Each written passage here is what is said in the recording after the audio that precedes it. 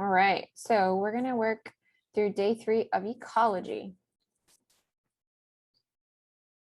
So I know we've seen both of you ladies before, so we don't need to stop on the screen for too long, but for the folks that are going to be watching the recording, please remember you're going to need to log in to your One Health modules to be ready to go to do the section that we're going to do today. Also, if you haven't joined us before, please remember that you will need to do your pre-tests before you can complete the section of the module associated with today. All right, so last time we talked about energy flow in ecosystems and biodiversity. And remember, you guys got a good look at my daily vitamins to teach us how if we increase the diversity in population, we can decrease the ability to spread disease. We also talked about how if we have too many elk in a system, then that can, and not enough wolves, then that can outbalance the ecosystem and cause many problems. Today, we're going to be working through biomes. And then after we do that, we're going to be talking about, in a specific biome, the grasslands, how yellow star thistle is important to us as veterinarians for the animals that live on grasslands. So we're going to send you off to your module section pretty quick today. If you'll complete the section entitled biomes for us, that would be great. It says here we'll give you about 30 minutes. Let's see, right now it's 9:08, so I'll check on you in about 15 minutes and see if you guys need more time. And just like last week, I'm gonna put up an activity for us to work on as a group while we're waiting for everybody to finish. But there's lots of really cool videos. I know there's some neat ones from National Geographic in this one. So please take your time. There's no rush. We want you to enjoy the material, okay?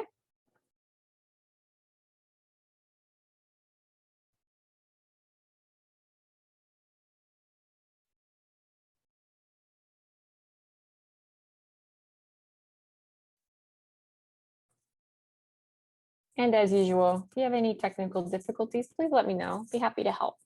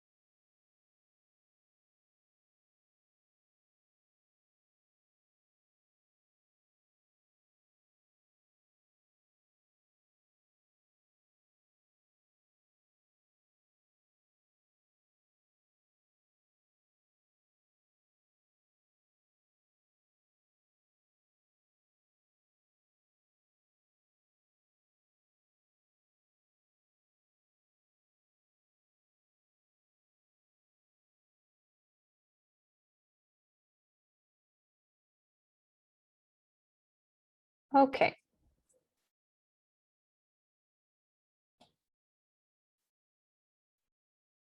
So we're going to kind of zone in on one part of the biomes that we talked about in the module. The one in particular we're going to talk about is the grassland. The species that veterinarians interact with most commonly on the grasslands is the horse. Although if you talk to Miss Kristen or Miss Callan, we'll also tell you that veterinarians work a lot with deer, with bison, with elk, with all kinds of animals that predominantly roam the grasslands and eat grass for their diet.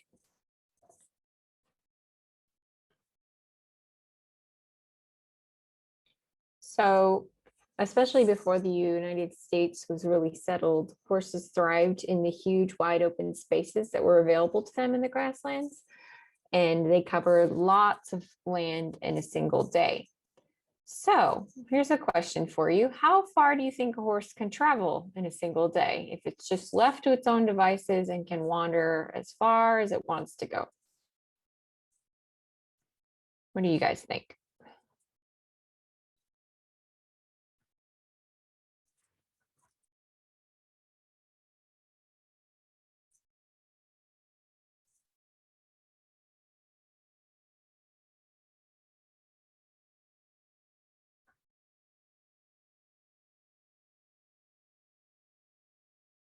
Over 5 miles. I like that one. Sophia, what do you think?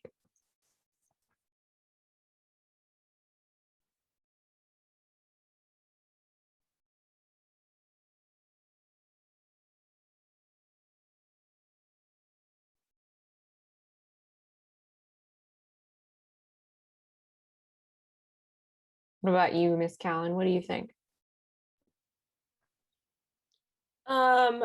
15 miles. 15 miles. I like it. We have another guest.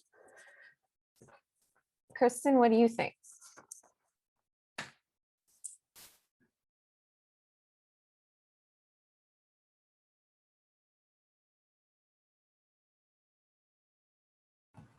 I'm gonna guess 5 miles. Okay, we have a tie for 5 miles guesses. I appreciate all the intellectual guesses we have here. Studies have shown that wild or feral horses walk over 10 miles a day. But you guys have said 5 miles aren't really wrong because I didn't ask what kind of horse. I didn't specify. Is it a wild horse? Is it a horse that lives on a farm? Domestic horses or horses that we have gentled that live on a farm and do jobs for us actually only average about 4 miles a day, even if they have a pasture large enough to wander 10 miles a day. So that's something that's pretty interesting. And I know that people spend their whole lives researching why is it that horses don't walk as far as they used to when they were allowed to roam free everywhere. So these horses, when they are roaming, like to eat different types of grasses, and some of them are listed here. There's alfalfa, Bermuda grass, Timothy hay, and many other kinds. But what we'll learn is that just because there's a plant available for a horse to eat on their pasture or out where they're wandering for food doesn't mean that it's beneficial to them.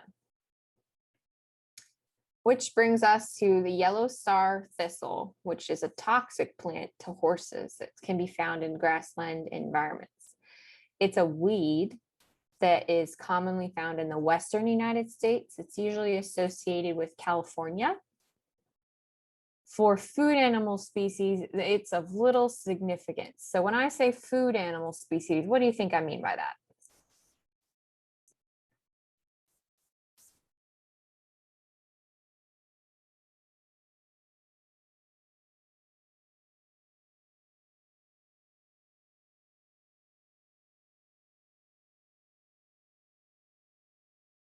You got this. I know you do. Can you name a food animal for me?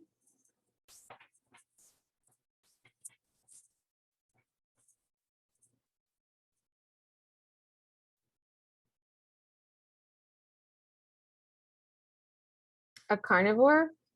That's a really, look at you guys using your vocabulary. Great job. So you guys are thinking kind of the opposite direction I was, but I really appreciate where your mind is going. You say a carnivore or a primary consumer. A primary consumer would be an example of a food animal, and a carnivore eats a primary consumer. But when veterinarians use the term food animal, they're referring to animals that we as humans raise that we can consume for food. So a good example would be a cow, which we raise to either produce milk for us or to produce meat for us. Another example could be a chicken or a goat. So does that make sense?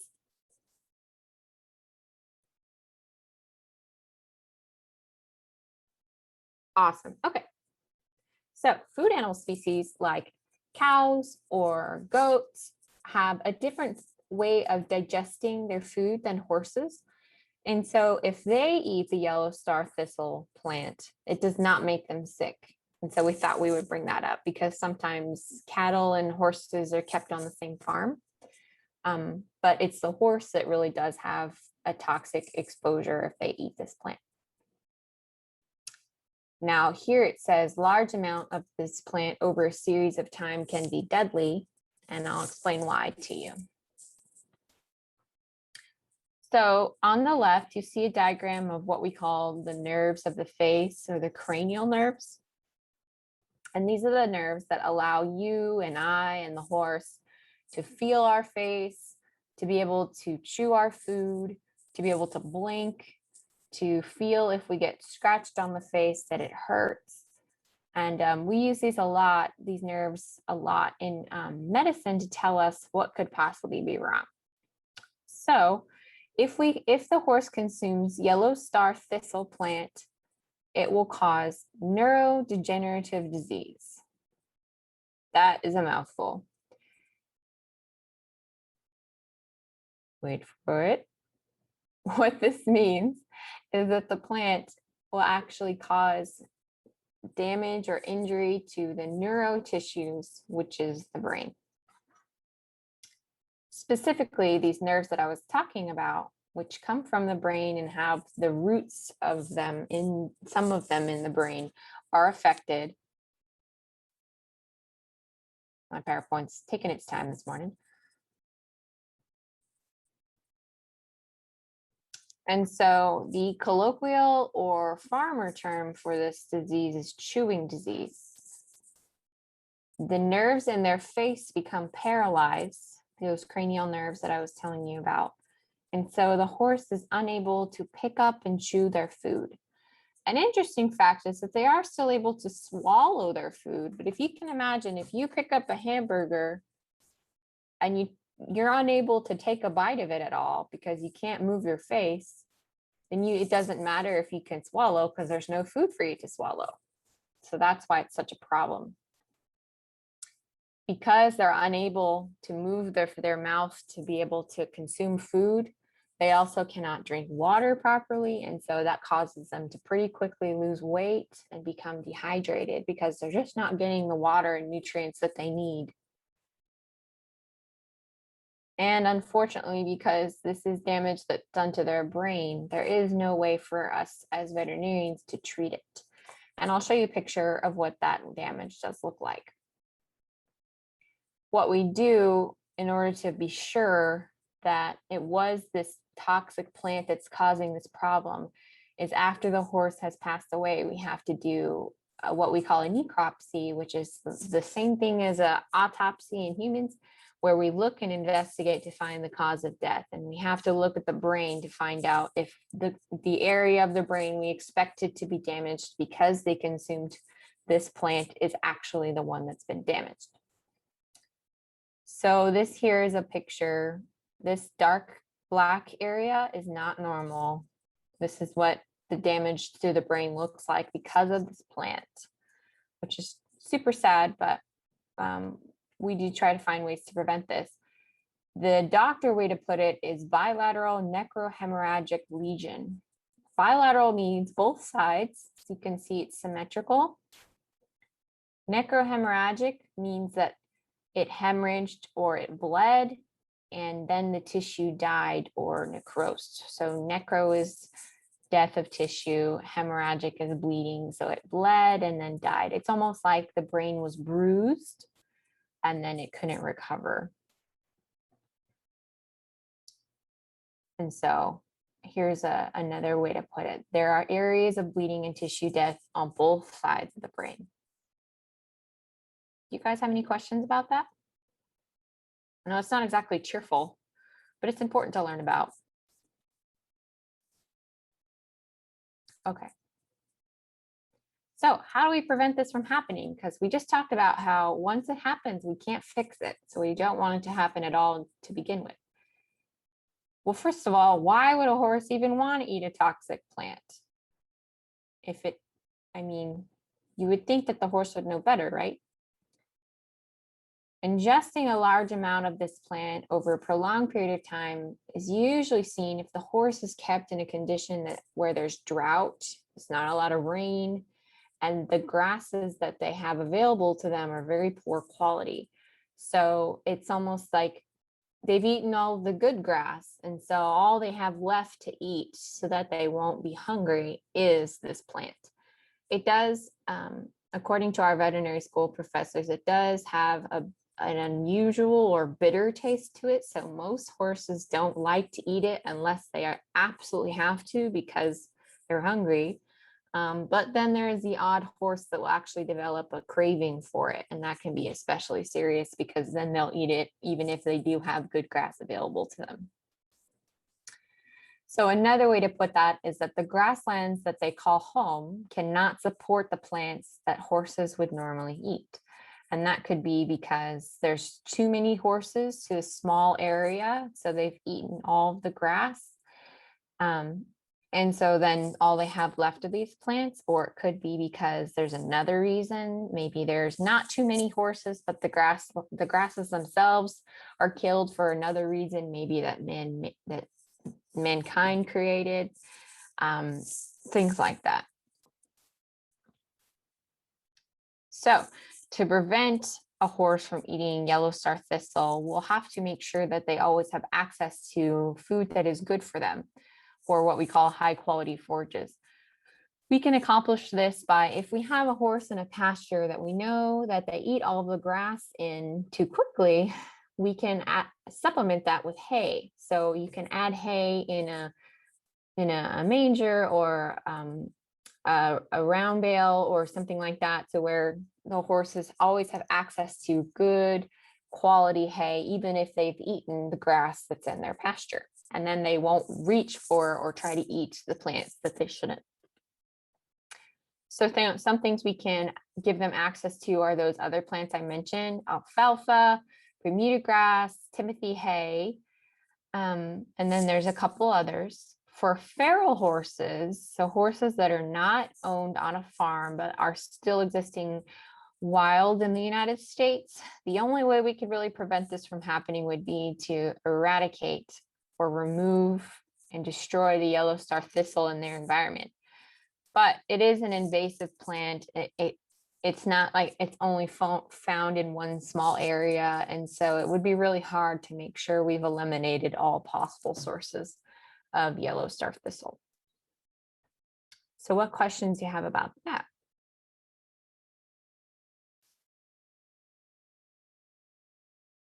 Is it only dangerous to horses, or can it be dangerous to other animals such as a cow? Good question. So a cow would be a food animal, and cows do not digest their food the same way as horses do. So the toxin in the plant does not get absorbed and affect the cow like it does in the horse. So it's not dangerous to cows. As far as I know, it's really only dangerous to horses. Good question. Any other questions?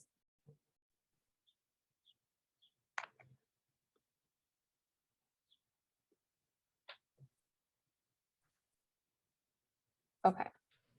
So if there's no more questions, I want to add one quick thing to that. So in Texas, there are a lot of weeds that look super similar. And for example, I have one pulled up, but Margaret is screen sharing currently. So I will just tell you, a lot of There you you have go. probably seen them. Let me get back to Zoom. Let me screen share real fast. So whenever you walk out into a pasture in Texas, a lot of times you will see some yellow weeds, but that's not necessarily what we've been talking about. Butterweed's super common, but even more common is this yellow rocket. So something to keep in mind if you ever see a weed that's yellow,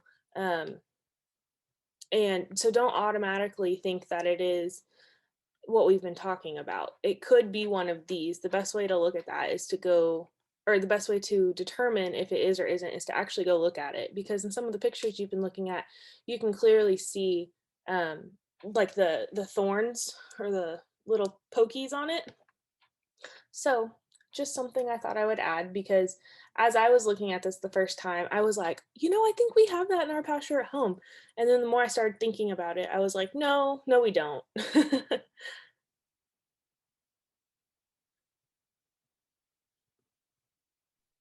That's a super good point, Callan. Thank you. Does anybody have any questions about that? About if you need help identifying toxic plants? No. Have any of you ever seen those flowers that I pulled up, the yellow weeds?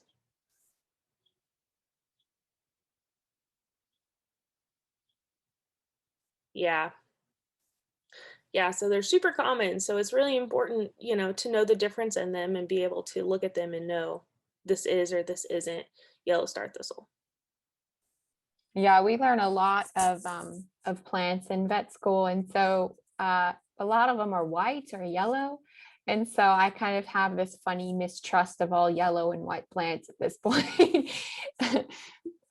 Moral of the story, I think, too, is if you're not sure, you can always call your veterinarian and ask them to look at the plant and see if they can identify if it's something that you need to worry about.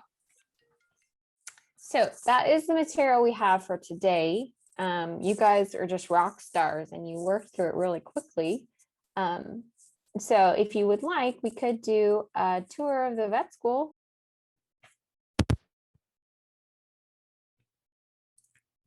Okay. So we wanted to kind of walk you through what it looks like to go to vet school for a day. And we'll have some videos built in to show you what our school looks like. Okay. So today, and your first day of vet school is going to be a long day. We have class from 8 to 5. We take classes such as immunology, physiology, and integrated animal care. And all of these classes are the building blocks for how we become good doctors. These are the classes that we take in our first year of vet school. So if you have any questions about what we learn or what we're talking about, feel free to drop them in the chat or speak up. We'd love to hear them. Right now, we're going to take a look at what one of our classrooms look like. So this is one of the main classrooms that you would have classes in here in Vinny. So cool things about this, really large space, large classes. Some classes here might be microbiology, genetics, things like that. We have cameras up there at the top so that all the lectures are recorded. In case you miss a day, you can come back and check it out. And then really cool thing, it's super important when you're in college, every seat has an outlet. Could you hear the sound? I just want to make sure. Yeah, we could hear it. Awesome. Okay. Whoa. So after you've gone into the classroom, our professor has planned an activity where we talk about disease transmission, and each student creates a skit based on one form of transmission, either handshaking, coughing, or touching inanimate objects. And this is actually really important in veterinary medicine because a lot of what we do is we as doctors prevent humans from getting sick by keeping the animals that they interact with healthy. Because there are some diseases that we can get from our animals. And then at the end of class, your professor reminds you that Friday's test is coming and there might be questions based on the skits that you made during this activity. There are a lot of exams in vet school. You typically take 2 a week or more, one on Monday and one on Friday. So we stay very busy studying. So how do we prepare for lectures? Some require us to read ahead of time. Sometimes there's a pop quiz involved where we have to answer a clicker question. In some of them, we have to be fully versed in our vocabulary before we begin lecture. That way we can keep up. So we are responsible for terms like incubation period, enterotoxemia, and aspergillus. Aspergillus is actually a form of fungus. So again, even things like this in this class could also be on the test on Friday. So whatever we learn, we always have to keep in mind, how could this be applied on an exam? Because that's how they make sure we're keeping up with the material in vet school. Then we go into our histology lab. So on the left, you'll see an example of what histology is. Histology is looking at anatomy of an animal at a microscopic level. That is an example of what the large intestine looks like. So in your body, you have the small intestine, and then you have the large intestine, which is also known as the colon. And this is what it looks like if you take a small cell thick slice of that tissue and look at it under a microscope. So I'll show you an example of what our histology lab looks like. This is the histology lab. As a first year, you get to learn how to identify all the different types of cells and tissues. As a second year, you'll have clinical pathology in here. What's cool about this lab is that we have microscopes with 2 sides to them, so you can look on with a partner at the same time. Also, the professor's microscope over there is connected to all the TVs in the room, so you can see what she's looking at and what she's talking about, what she's trying to teach you. Also, what's cool is all the slides are online, so you can go home and study for histology. You guys have any questions about, or you guys, so do you have any questions about histology?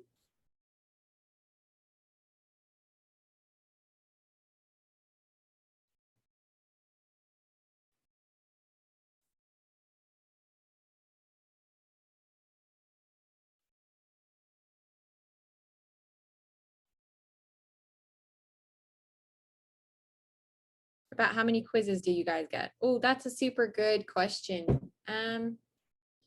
So there's quizzes and then there's exams. I'll let Callan kind of estimate too, but I would say there's 16 weeks in a semester. We usually have a minimum of 1 quiz a week, usually 2, sometimes 3. So I would probably easily estimate about 40 quizzes a semester, and then around 25 tests or exams. So we are always being tested on what we know. What do you think, Callan? I think that's pretty accurate, honestly. So like when we first start vet school, the first couple weeks we don't have tests because we're still learning material to be tested over. And so after about like that 3rd week mark, we start having tests every Monday and Friday. And like she was saying, sometimes even in between there. So probably about, she was saying 25, maybe 30 tests. And then we definitely have some quizzes every week. It really depends. So my first year was this past year, and I was in, the middle of pandemic, just like a bunch of you. So everything was a little bit different for me than any other first year. So sometimes we had quizzes, sometimes we had clicker questions, sometimes we had quizzes that they used for like some extra points in the class. It might be worth like 5 points. It really just depended on the class I was taking, but we totally had probably like a quiz every week in each of our classes. So it just depends on how many classes we have, but probably like 20 quizzes in each class over the period of the semester. Yeah. And then each year kind of changes a little bit because the material you're learning changes. So I just finished my second year, and I would say we were more exam focused than we were first semester in terms of we had more exams than we did quizzes. Not as many quizzes the second year. But I actually like quizzes because they give you more opportunity to get points so that it's not just 3 exams for all of your points in the class. All right, thanks for your question. So then we go off to physiology. Physiology is basically the study of how your body functions to keep you alive, which is a pretty interesting part of what we have to learn, because it's our job to find out if we can tell if something is not working right to keep our patients alive. We did a really fun lab in this room I'm about to show you where we tested glucose levels or blood sugar levels in lab dogs to try and see how we could do it best for our patients in vet med. So let's take a look at the physiology lab. These are our physiology cubicles. They're set up to be like exam rooms. In here, we hone our skills on placing IV catheters, drawing blood for blood work, as well as administering IV drugs. Yeah, so like she said there, this is one of the labs where we get to work with live animals and we get to practice some of our more technical skills like drawing blood, which we had to do for that blood glucose or blood sugar lab. And we always have to wear scrubs. That's what that picture is when we go to physiology lab. So lunchtime, I'm so excited to tell you that we have a really good cafe at school, because when you're in school from 8 to 5, you have to eat. Otherwise, you just won't do well. We also have a marketplace where we can buy school supplies and fun A&M vet school gear. So let's take a look at that. One of our biggest concerns as students is where are we going to get our next meal? And in Vinny, we have our own cafe that's open for breakfast and lunch. Also in Vinny, we have our own marketplace where we sell veterinary and biomedical sciences gear. So next time you're here with your family, stop at the marketplace to grab some meat souvenirs, stuffed animals, and the other exciting things we have inside. This is my favorite part of the veterinary biomedical education complex. This courtyard is home to students all of the time, either relaxing, spending time outdoors, walking dogs. This is where a lot of people spend time, just getting some time outdoors. And we also have classes out here sometimes.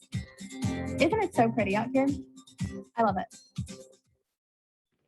She makes a really good point about the courtyard. A lot of vet students, that's our only time outside all day is during our 1-hour lunch period.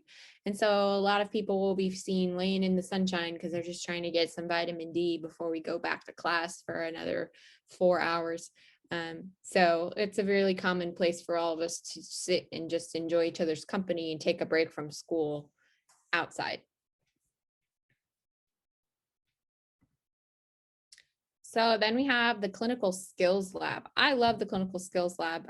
I'll let Callan talk about this one if she wants to. Yeah, so the clinical skills lab is super fun. It's probably one of all vet students' favorite classes, just because we get to do a lot of hands-on activities and learn a whole bunch of things. So if you want to go ahead and play that video. Yeah. So from the beginning. This one doesn't have sound. Okay. So you can kind of see how it's set up. There's tables for basically 2 vet students per table. And you can see that there's a bunch of like horses and cows and things set up around the room. And so we get to use those to practice drawing blood and practice. Some people, need to put halters and things on. And here you can see a horse leg. So we practice picking a horse leg and putting on shoes. And here's a needle. So we're going to draw some blood from, this is the tail of a cow, which is a really common place that you'll draw blood from. So this place is a really good area for us to try things and just figure out how to do them. So everything we do, we practice on these models first before we ever get to touch a real animal. That way we have it down like perfectly to a T. Some of the other things that we do in this room is we practice ultrasound.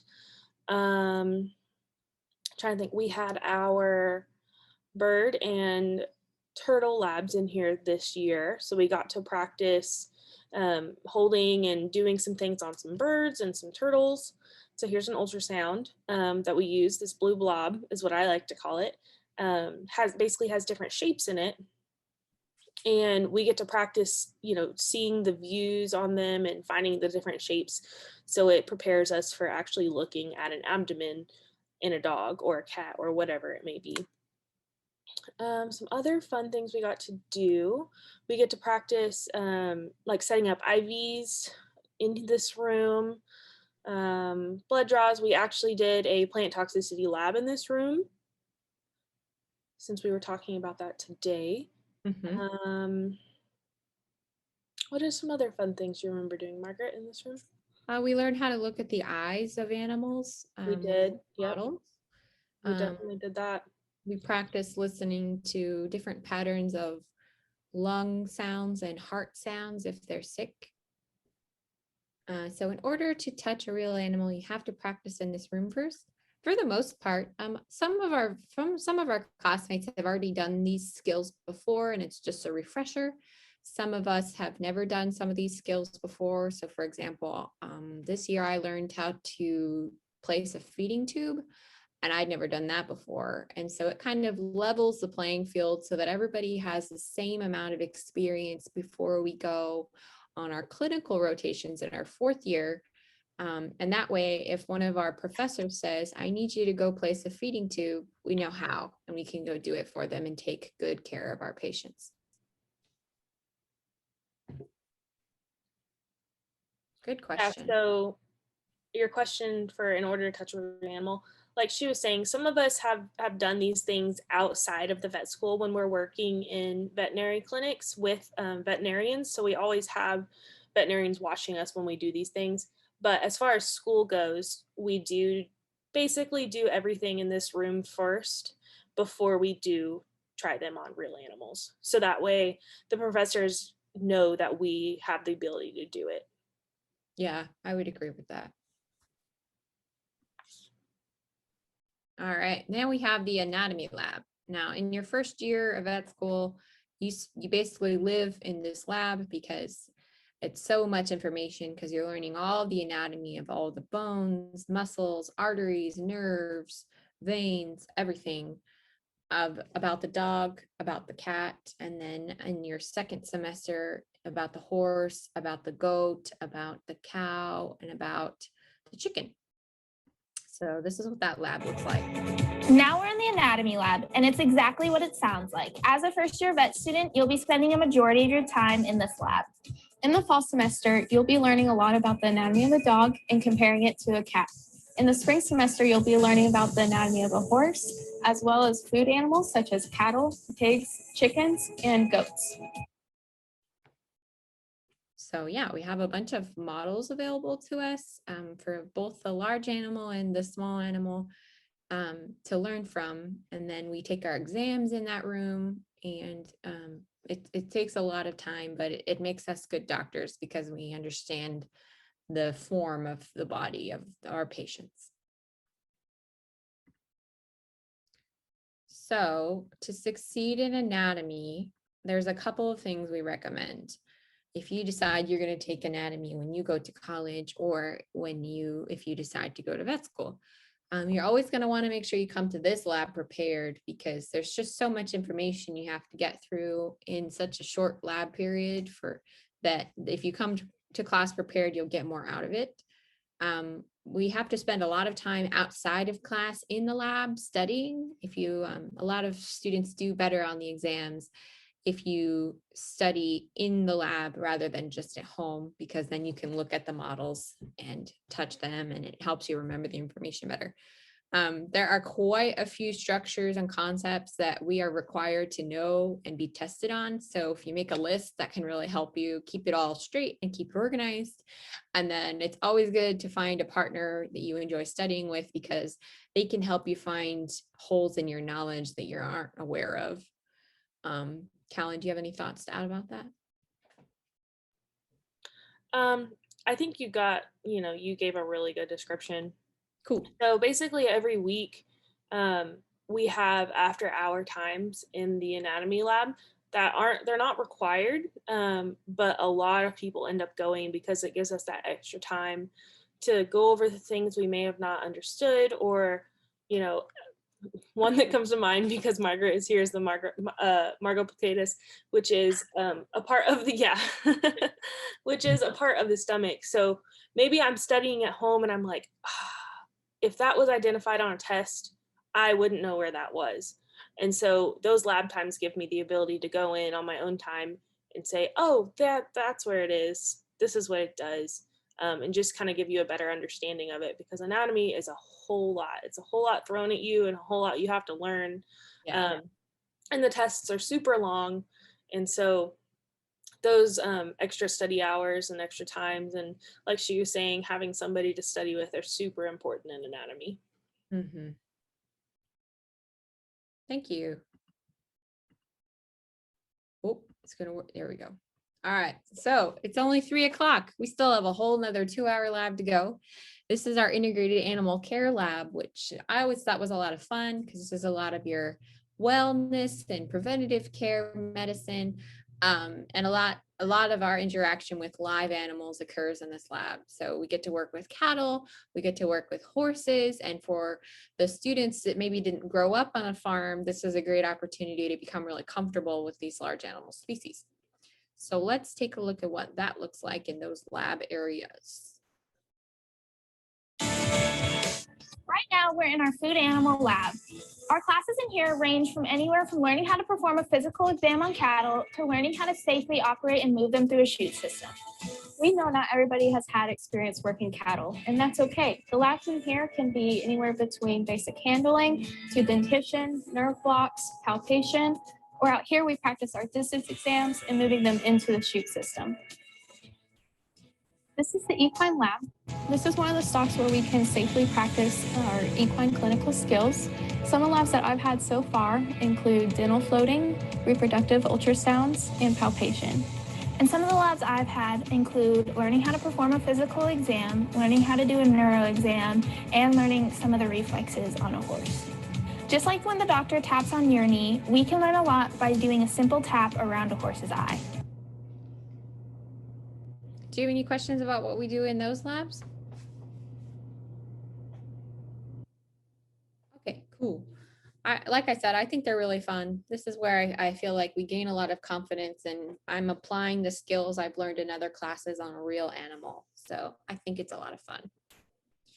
It's 5 o'clock somewhere. Finally, you're done with school. And now this is when we encourage taking a breath and taking time for yourself, because like we mentioned earlier, we have so many exams that after school, after going to school 8 to 5, you still have to go ahead and find time to study the material you've been learning. That way you can keep up with it and be ready for the next exam that's coming.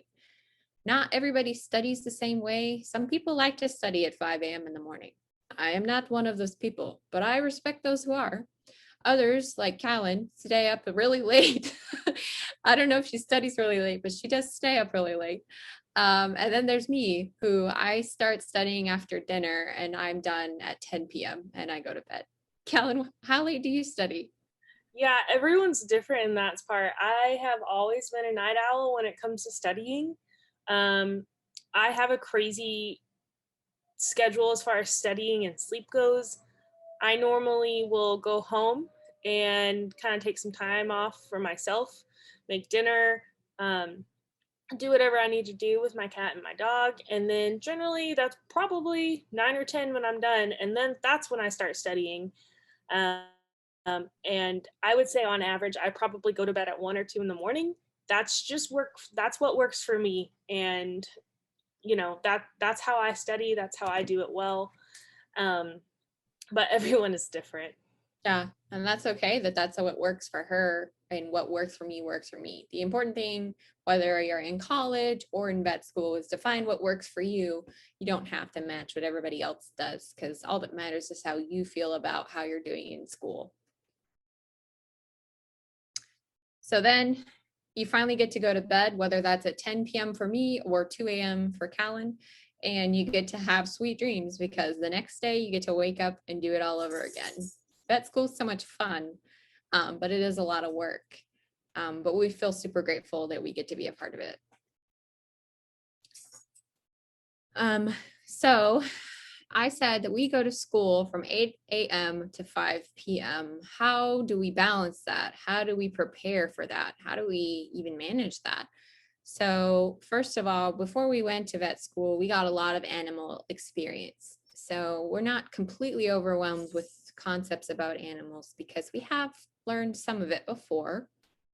The biggest skill I think a lot of vet students have to learn is how to manage their time, because you have 8 hours of new material given to you every day, and there isn't really any time to review. So you learn about 40 hours of new material a week, and you're also preparing for exams in the midst of that. So finding a way to feel like you have your studying under control and managing of your time well is something everybody has to learn. Self-discipline. I love Kristen gives the example, like it can be really easy to sit on the couch and watch Netflix for a couple hours because you're tired and you just don't want to study, but self-discipline is what keeps us on the straight and narrow and doing okay in our classes, because we know that we have to dedicate time to study. I am a queen of to-do lists myself. Many people are in vet school because that way when you're tired and you have to study after a long day, you won't forget something that's due, because we do still get homework assignments, or maybe the quiz that we've been given is a take-home assignment that we have to do. So to-do lists are super important. And then I think the most important thing is you have to take care of yourself. If you don't eat well, if you don't get enough exercise, if you don't get enough sleep, you just won't be able to keep up with the material as well as you could, and everything will be a lot harder.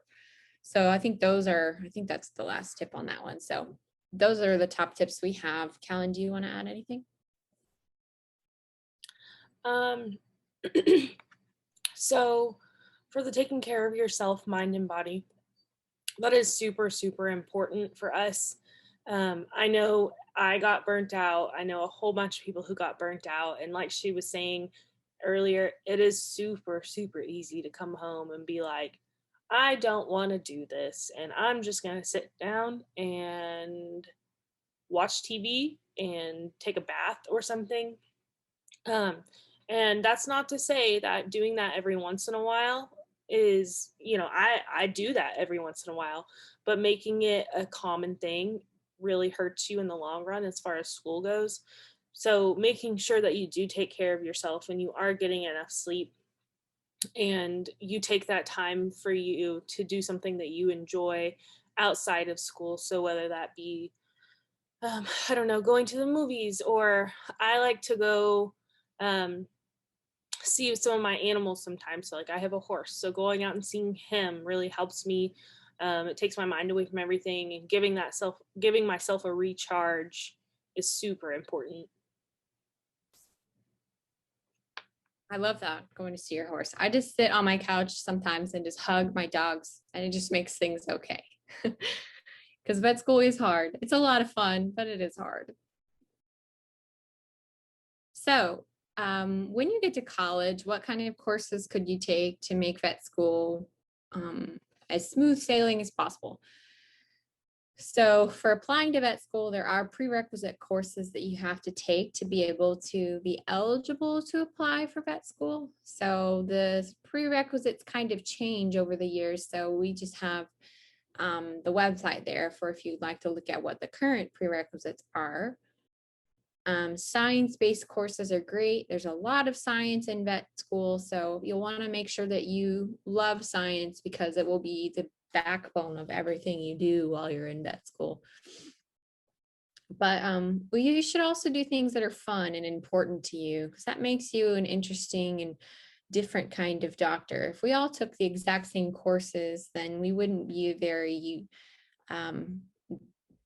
diverse or very broad thinking set of people to help our patients. So doing things like art or business because it's important to you will ultimately make the profession better in general if you decide to become a veterinarian. Once you're in vet school, like Callan and I, what can you do to be successful? use a study technique that helps you learn quickly. Like I said, it's about 40 hours of new material a week. And unless you find a way that you feel confident in learning the material fast, you'll feel pretty quickly like you've fallen behind. But everybody finds their own way to do it. Find a study group or a partner, like we mentioned for anatomy. They're really good at helping kind of you keep grounded and keep you in a place where you can ask them, if I explain this to you, can you tell me if I'm saying it right? Or can you check to make sure you agree that I've learned it correctly? And then, like Callan and I already talked about, make sure you set aside time for self-care, otherwise you will feel burned out. And if it's a horse or if it's Labradors, keep up with your interests. If you have a horse, go visit it. If you want to go to the movies, go to the movies. Just because you go to vet school doesn't mean you aren't allowed to take a break from it. And then in terms of, say, a to-do list, that could also fall in the line of mini goals. So what would I like to accomplish before I go to bed tonight? And then make sure you accomplish that. That way you stay on track with where you feel you should be. Callan, do you want to add anything to that?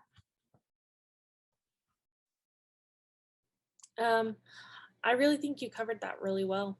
Okay. Does anyone have any questions?